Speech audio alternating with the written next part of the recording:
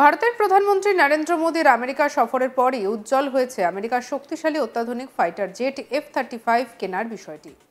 সত্যি কি F-35 কেনা হচ্ছে? ইন্ডিয়া টুডে কনক্লেভে উপস্থিত হয়েছিলেন বায়ুসেনা প্রধান এপি সিং। তাকে প্রশ্ন করা হয়, ট্রাম্প ভারতকে কিছুদিন আগেই F-35 অফার করেছিল। F-35 কি ভারতীয় সেনার জন্য ভালো? এটা কি দরকার? তার উত্তরে তিনি বলেন, এটা নিয়ে আমি কিছু বলতে চাই না, আমরা ভালোভাবে ভাবনা চিন্তা করে সিদ্ধান্ত নেব।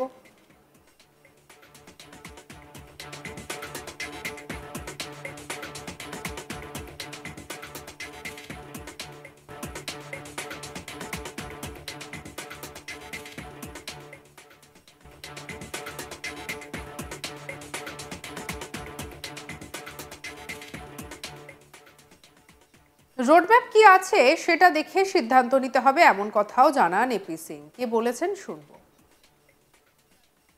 American President Donald Trump recently offered India the F-35. I have Gaurav and Shiv are much bigger tech geeks, but I love weapon systems as well. So we did a quick comparison in terms of cost and capability. Do you think that the F-35 platform would be good for the Indian Air Force to induct, or do you think bahut mehenga hai, itna nahi chahiye? No comments. Actually, we have not looked at it. It cannot be that we just look at something. We are not going to buy some washing machine or a refrigerator for home. That okay, ये नहीं तो ये खरीद लेते हैं, इसमें अच्छा लग रहा है, इसका looks अच्छे. So we have to analyze an aircraft fully.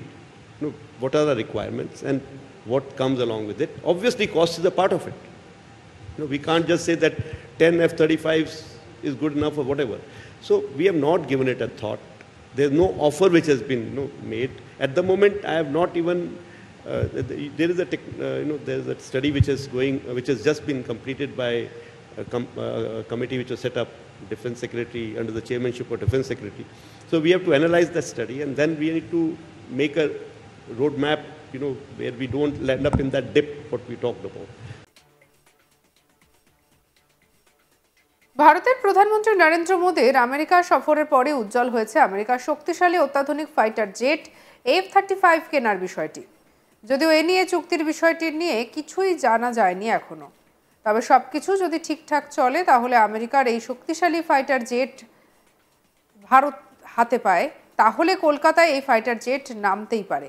আর সেক্ষেত্রে বাংলাদেশের অবস্থা যে কি হবে তা সহজেই বুঝতে পারছেন।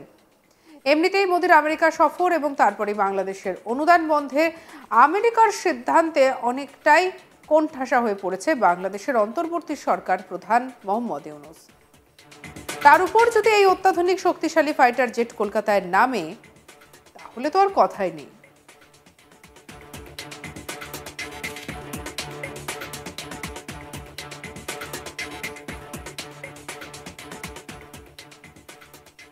যদিও এই সম্পর্কে এখনো সরকারিভাবে কোনো প্রস্তাব আমেরিকার তরফে এখনো আসেনি বলেই জানিয়েছে দেশের প্রতিরক্ষা সচিব রাজেশ কুমার সিং। তিনি জানান, প্রতিরক্ষা মন্ত্রকের এই ফাইটার জেট অধিগ্রহণ করার ব্যাপারে পরিকল্পনা রয়েছে, কিন্তু যতক্ষণ না কোনো সরকারি প্রস্তাব আসছে ততক্ষণ আমরা পরিষ্কারভাবে বলতে পারি না। তবে বাজেটে 1,80,000 কোটি টাকা বরাদ্দ করা হয়েছে। আমরা এই অধিগ্রহণে এই বাজেট কাজে লাগানোর চেষ্টা করব। প্রধানমন্ত্রী যেটা বলেছেন, এই অধিগ্রহণের রোডম্যাপের দিকে তাকিয়ে রয়েছে ভারত। কি বলছেন রাজেশ কুমার সিং, শুনবো। Defense Ministry has a procurement plan for the kind of things that you've mentioned, but obviously those are, those will be announced only after the procurement process is completed. So as of now, we can't give a running commentary on the procurement process, but yes, there are plans, and obviously India has a fairly large capital acquisition budget of about 1,80,000 crores in the next financial year, about 1,60,000 crores in this financial year, and we will intend to utilize it to the extent possible through these procurements. And also US President India, so are you interested? It's not an offer as yet. What he said is that they will look at a roadmap for making that available. So we look at that offer when it becomes a firm offer. In any case, our procurements are done through a process, which was the requirements are raised by the services, and thereafter process of taking interest from other competing less is done. So let's see how it goes. But obviously, creating an option of this type is important for us, and we'll certainly look at it with an open mind.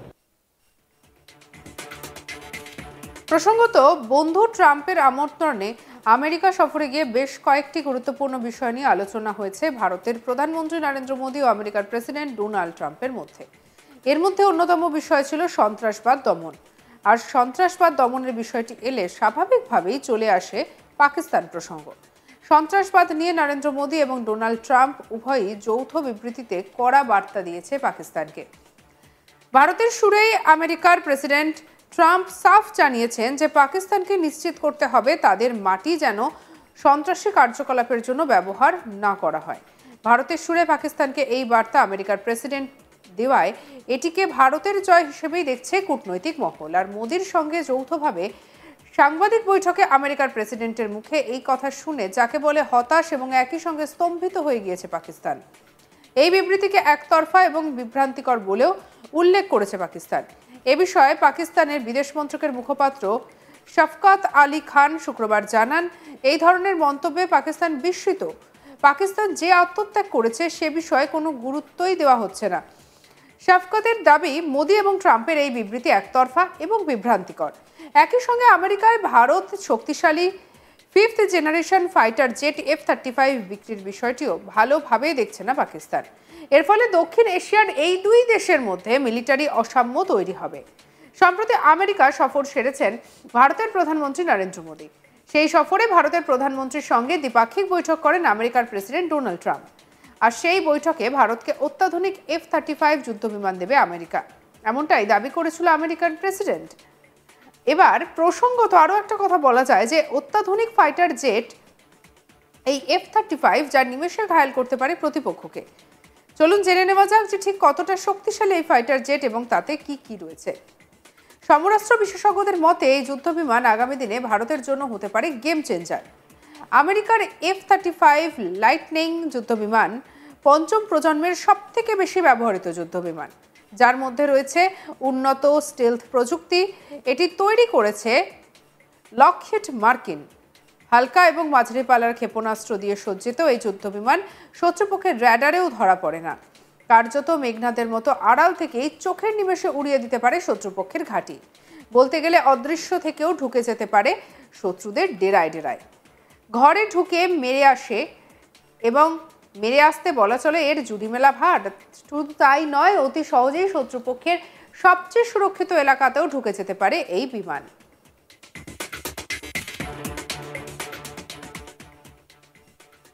সঙ্গে রাখুন আজ তাক বাংলাকে, subscribe করে নিতে ভুলবেন না।